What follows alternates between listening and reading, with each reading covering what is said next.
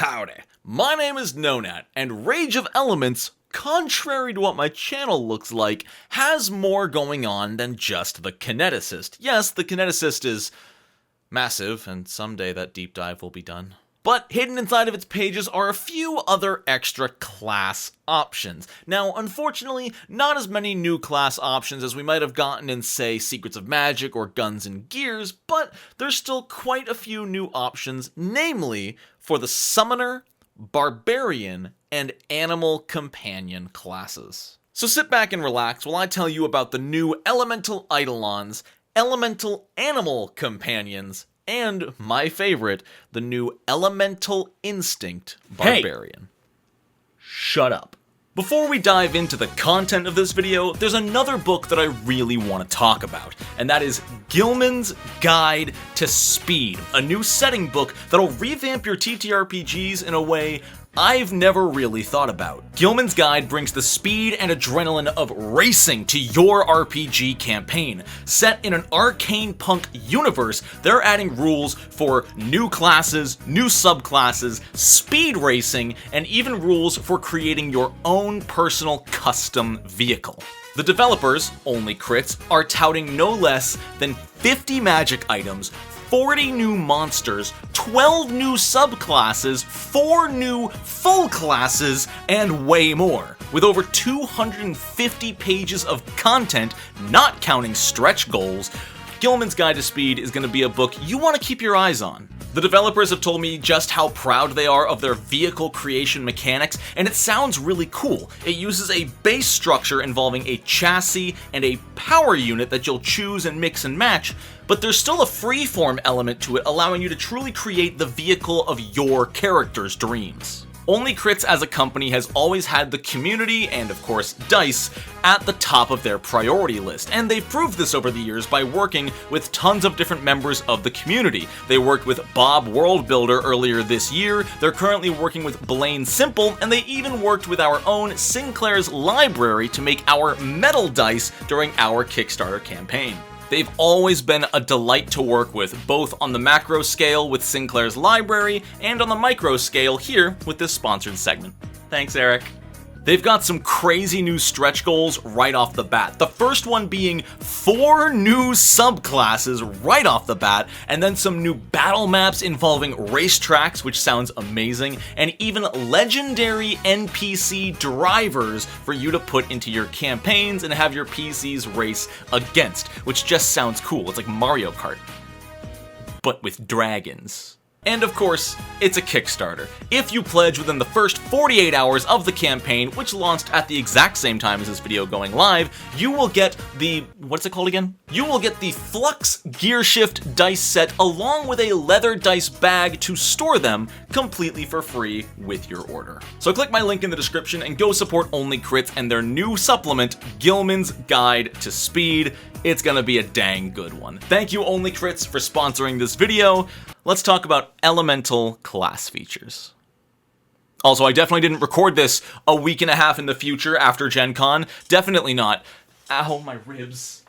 So, starting from the top, we have the Elemental Eidolon. And if you know the Summoner class, you know your Eidolon is your subclass. It determines pretty much everything for you, like spell tradition and your Eidolon. That's about, you know, cut that part out. The Elemental Eidolon is literally a chunk of sapient elemental matter. It's not even like a fiery beast or anything like that. It is just a raw elemental of fire infused with your mortal life essence connecting the two of you. And that's so freaking cool. As they should, summoners with an Elemental Eidolon cast using the Primal Tradition, and your Eidolon has the Elemental trait, plus the trait of whatever element you choose for your Eidolon. And the element you choose goes beyond just a flavorful choice. Your Elemental actually gets a bonus depending on which of the 6 elements you choose for it. But we'll get to that in a minute. You can choose between 2 different types of elemental, the primordial and adaptable elementals. As usual for Eidolons, one of them is strength-based, one of them is dexterity-based, take your pick.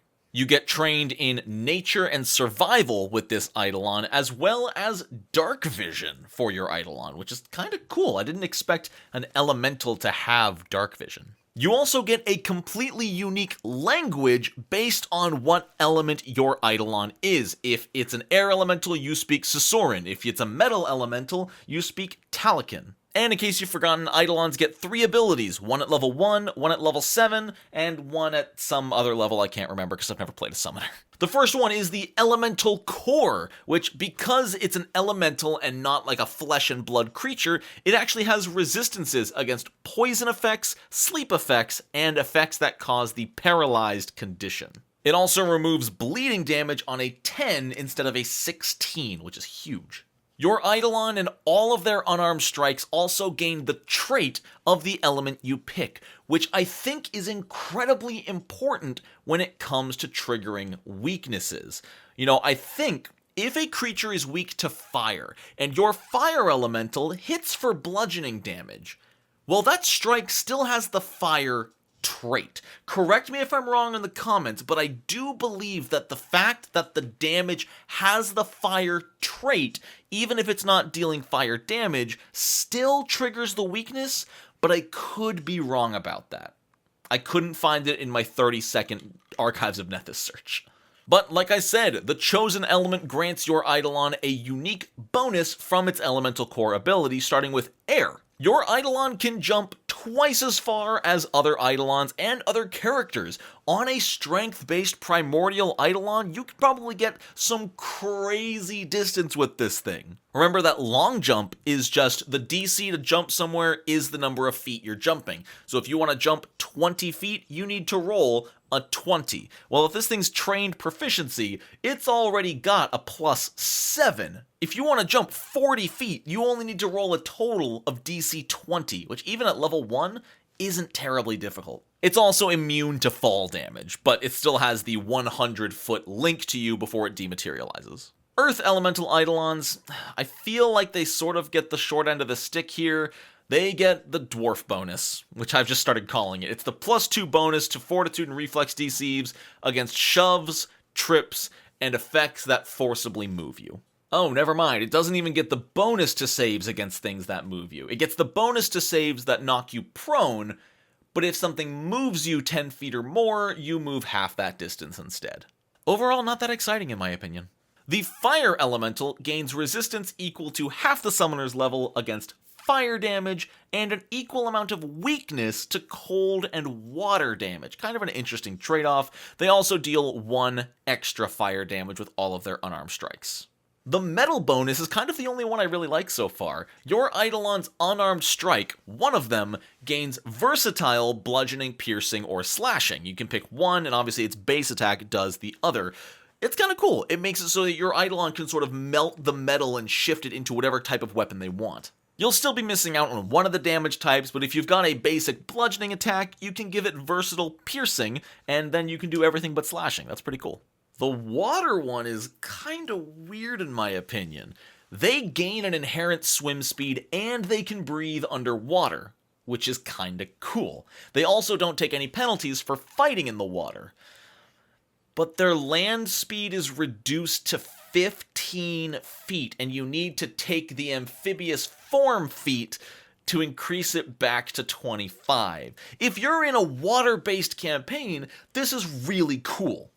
But if you're in a standard land-focused campaign like most of the pre-writtens, this is gonna hurt. Only having 15 feet to move and reposition yourself, while in Pathfinder 2 positioning is so important, this is more of a hindrance than a help. Sure, being able to breathe underwater is kind of cool, but it's still stuck to be within 100 feet of the summoner. It is not great.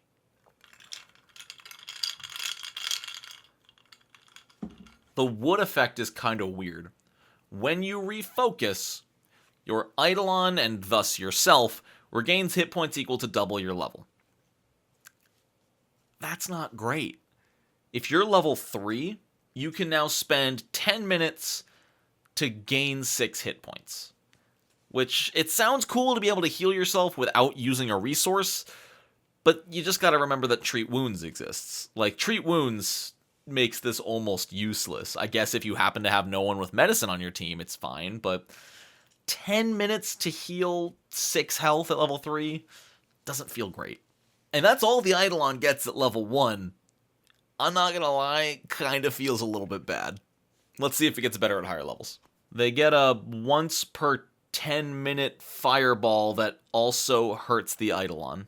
For 2 actions, they cause a 20-foot burst within 60 feet to deal 6d6 damage based on their element, and you also lose hit points equal to your level. Not a whole lot, but just kind of an annoying tax. I get that they're going for the flavor that the Eidolon rips a chunk out of itself, but it's still, I don't know, it doesn't feel great mechanically.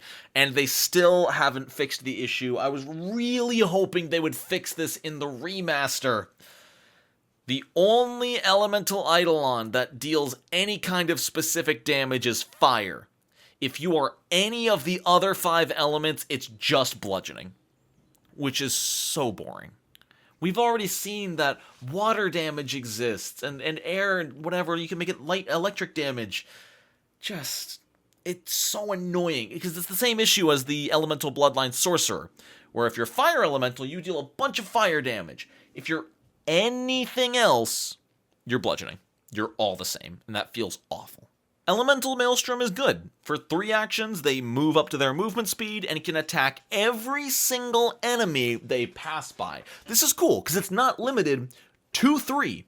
If you can somehow pass by 8 different enemies in one movement action, you can make 8 attacks, all at the Eidolon's max attack bonus. That's rad. The hard part is going to be increasing your Eidolon's movement speed. It looks like the Elemental Eidolon wants to move fast once they unlock Elemental Maelstrom. Granted, this is way late in the game. It's somewhere in the teens. It might be level 13 or 15 they get this.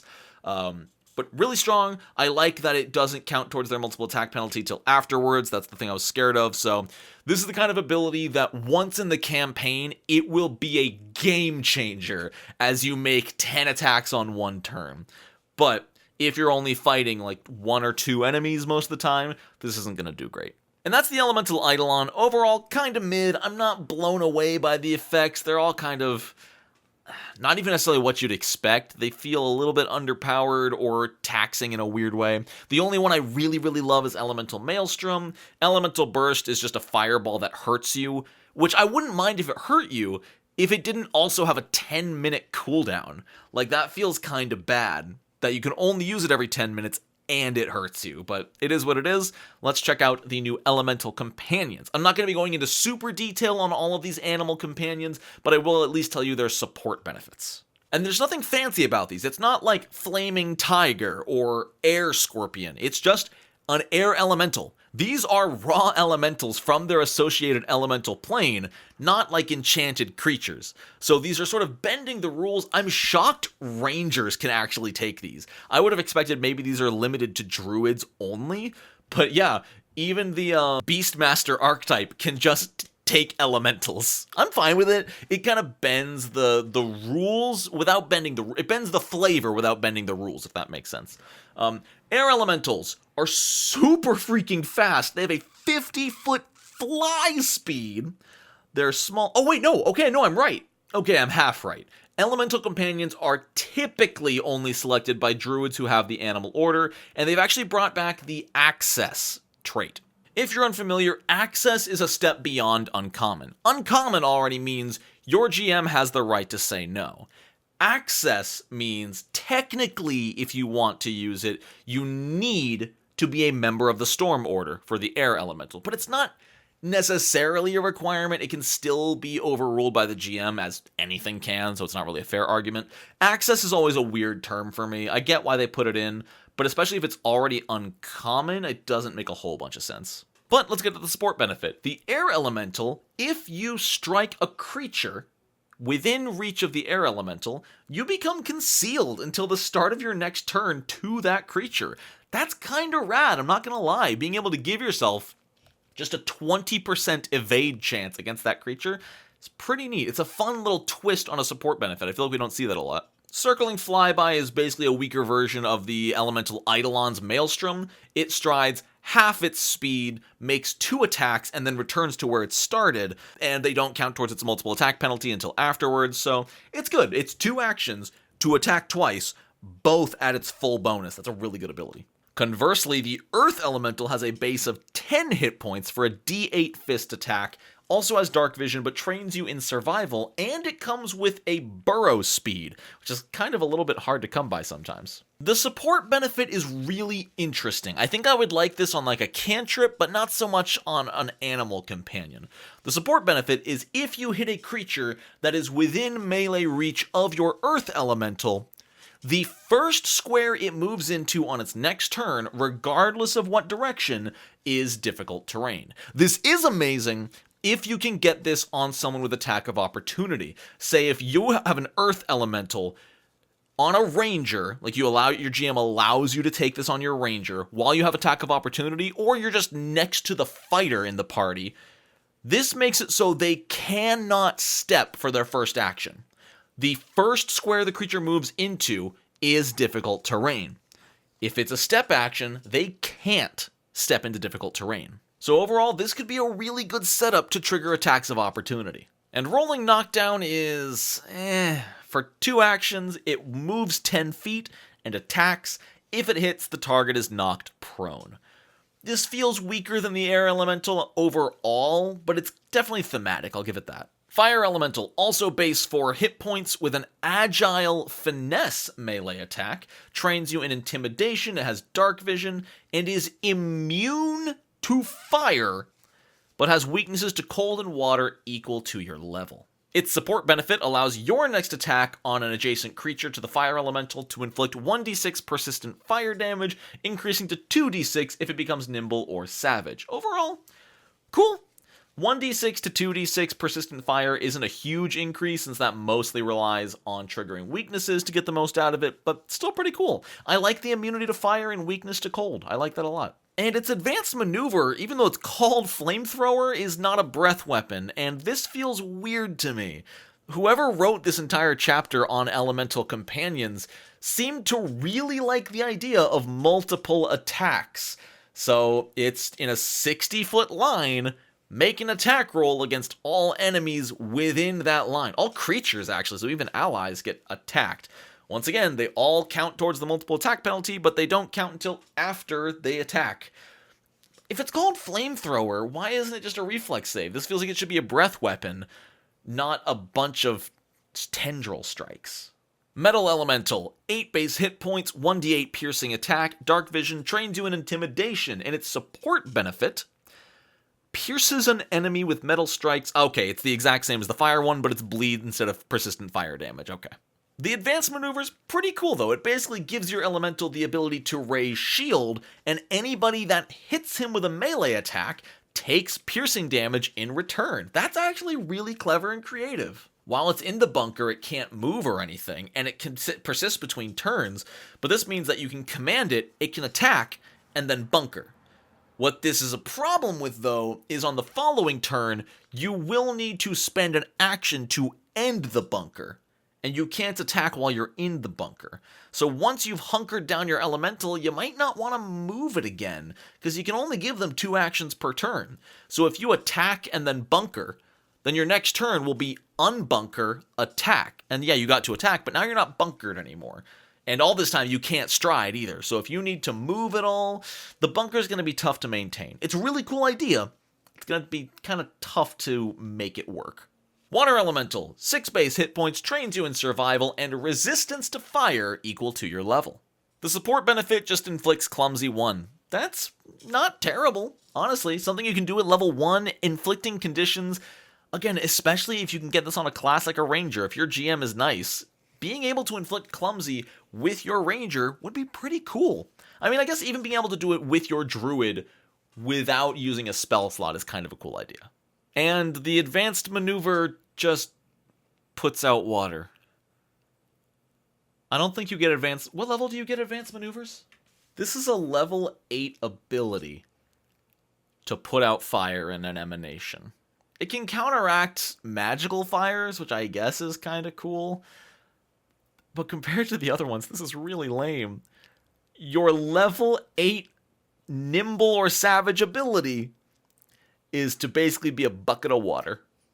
Who knows, maybe it'll be helpful in some campaigns more than others, especially a fire-themed campaign, but overall, that's really disappointing. It doesn't even have any mechanical elements outside of extinguishing magical fires with a counteract check. Kind of feels bad. And Wood Elemental, 8 base hit points, trained in survival, and a climb speed. The support bonus is okay. It inflicts a minus 5 foot speed penalty to them for 1 minute, but they can also get rid of it for a single action. I've never been a fan of these effects that say, oh, here's this okay, somewhat mid effect, but it can also be removed for 1 action. Like, I guess it's cool to think, oh yeah, I was able to get rid of their action. But 5 foot speed penalty isn't terrible, and if you're going somewhere, 1 action to remove it to save a minute worth is also not that bad. At most, this feels like a minor inconvenience on the target, and there's way better options. Okay, but grabbing branches is fantastic. For 2 actions, you attack the target. If the attack hits, they're grabbed. This is the grab monster ability put onto an Eidolon, and that's, or not an Eidolon, an animal companion, that's fantastic. This not only basically works as 2 attack actions together, but it basically means if your first one succeeds, the second one succeeds as well, as long as it's always a grab. This is great. Anything that can confirmed inflict a condition, like off guard, the new flat-footed, that's going to be great. That's a fantastic advanced maneuver. The basic support benefit doesn't feel great, but the advanced maneuver makes up for it. And those are all the elemental animal companions. There's also new elemental familiars. I'm going to be skipping those for now, just for the sake of time. They're actually pretty detailed, so once you pick up Rage of Elements, don't skimp out on that chapter. There's a lot to these new little familiars. And to close us out, I would like to draw special attention to the hottest picture of a Miri yet. Cause she a fire. Elemental Barbarians. When you enter a rage, you are surrounded and engulfed by your element, whether you light on fire or a whirlwind whips around you, all this really cool stuff. This conceals you against ranged attacks while raging, which, can we talk about that? This Barbarian, while raging, has an inherent 20% chance to dodge all ranged attacks. And remember that ranged spells are ranged attacks, as long as it's a spell attack roll. That's crazy. It also does 4 bonus rage damage instead of 2, and that damage type is one of the damage types listed under your element of choice. Yeah, some of them, like fire, just give you fire damage, but finally, you've gotten more options if you picked a different element. Just happens to be only on Barbarian for some reason. If you picked air, it can be slashing or electricity. If you picked water, it can be bludgeoning or cold.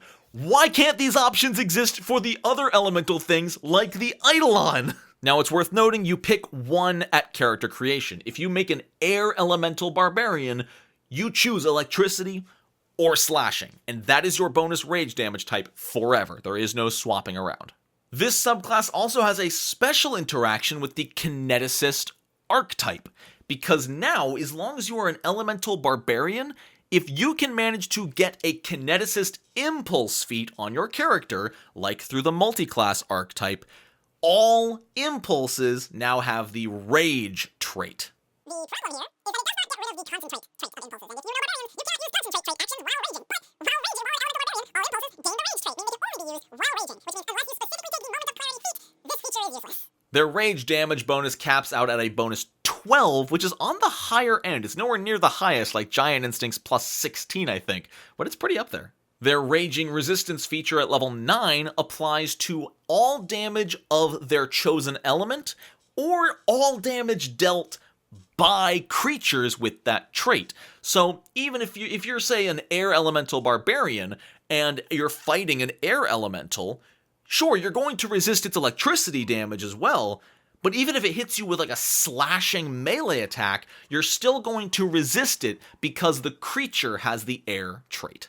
There's some new feats as well, like level 2's Elemental Evolution. Now, when you rage, depending on the element you chose, you can pick a new damage type. This can be the second damage type offered by the base table, or a new additional type based on your base element. For example, if you picked fire, you can now deal cold damage. And this one you can choose each time you rage. You go into a fire rage, or you go into a cold fire rage. If you're a water one, you can go into a water damage rage, or bludgeoning, or you can go into an acid rage, which is super cool.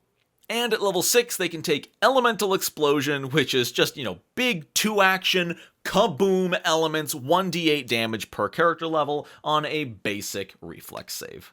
You can only do this once per raging, and obviously the damage type is the same damage as your Elemental Rage bonus. Not a super deep instinct, but I like what they've got going on here. They're just putting a lot of emphasis on different damage types, which I guess that's what Elemental should be about. Like, even Paizo realizes that elementalism should be about having access to multiple different damage types. And yet, for some reason, there's still the occasional issue where everything but fire just becomes bludgeoning, even though metal should clearly be slashing and wood should clearly be piercing. But, I don't know, they're fixing it in some places but not in others. It's a weird choice, but there you have it. All the new elemental class options for Pathfinder 2e in the Rage of Elements book. There's some hits, there's some misses. I think obviously the star of the show is going to be the Kineticist class itself. I kinda wish we got more than this. Maybe there's some of the other chapters that I haven't seen yet. I easily miss stuff when it's in the middle of chapters. I don't read these books top to bottom. But, there's some good stuff here. It's still worth picking up the book, even if you're not going to play a Kineticist. I'm a sucker for a Barbarian. Barbarian instincts will always win brownie points from me. But let me know what you think in the comments below. I'm going to turn my fan back on because it's still very, very warm. I hope you have an enjoyable rest of your day. Don't forget to subscribe to the channel. I don't know why I'm talking like this, but now we're in Wisconsin. So yeah, enjoy playing Pathfinder 2e with the new Rage of Elements book, and if you play an Elemental Instinct Barbarian, be sure to let me know how it goes in the comments, alright? Wonderful. You be good now, okay? Bye! What the hell was that?